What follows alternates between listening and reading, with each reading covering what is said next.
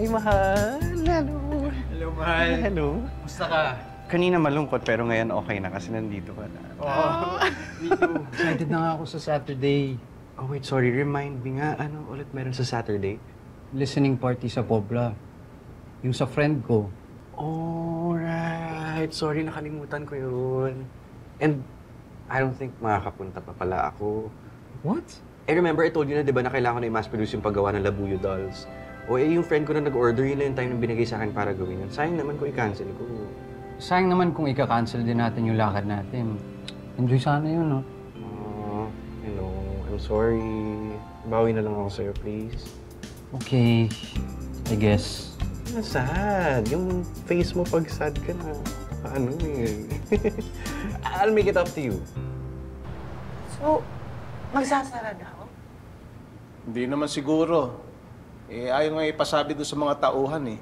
Maski si Elsa siguro ayaw mangyari yun. Siyempre, pinaghirapan yun ni Ma'am Elsa. Pero, alam mo sa tingin ko, hindi naman darating sa ganun. Okay? Alam mo, Be, nalungkot si Ma'am Elsa. Pati ako nalungkot eh. Uy, Tere, huwag mo i-chismis kahit kanino ha, lalo sa mga tauhan. Tandaan mo yan. Ang palagay mo sa akin?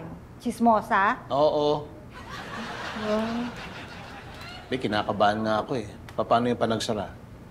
Di mawawalan akong trabaho. Huwag mo ka mag-isip ng ganyan, ha? Hindi mangyayari yun. Paano nga panagsara? Akala ko ba, temporary lang kung sakali. Malaking kawalan sa atin yun, Be. Teka, di ba problema mo si Jimmy, yung driver? Oh, bakit? Eh di, pag nagsara yung KTV, pabalikin mo muna si Patrick. Siya na muna yung pumalit ulit na driver ng delivery. Alam niyo kayo, ang lalayo na ng nakapin ng mga pag-iisip naman. Tsaka, nakakahiya kay Ma'am Elsa yun, hindi naman naiisip. Maiintindihan ni Ma'am Elsa yun. O ano, pwede ka ba? Sige, pag-iisipan ko. Itimpla mo muna ako ng kape. Ay, ano ka, sinuswerte? Doon sa KTV, manager ka. Dito, hindi. Be, paano nasanay ako sa pagiging manager? Paano ba yan? Ay, wow. Eh di masanay ka ulit maging driver. Pero lang magtitimpla na kape. Oh, ano plano mo? Iwan ko nga eh. Kausap ko na yung friend ko. Makakatulong naman nga daw siya, pero kailangan niya ng materials. Di ba pwedeng mangutang ka muna o kaya bunuhan mo? Total, kapag na-deliver mo na yung order, makabayaran mo na siya. Eh, masyadong malaki. Tapos, hindi na naman ganun ka-well-off yung friend ko na yun. Siyempre, kailangan rin magtulungan. Pangarap ko nga magkaroon kasi ng sarili ko na 3D printer para yun na lang yung... Dito, ay, hello. Ito ba yung nagwento ni Chito na project mo? Ay, opo, dito. Ito yung Labuyo. Labuyo. Labuyo. Ikaw to, di ba? Ba't mukha mo nakalagay dito? Buti po na-recognize. Hindi ko. Ay, opo, hindi yun po kasi yung ginagawa kong design ngayon na yung personalized na mukha na kung sino mong loved one. Yun yung ilalagay sa doll.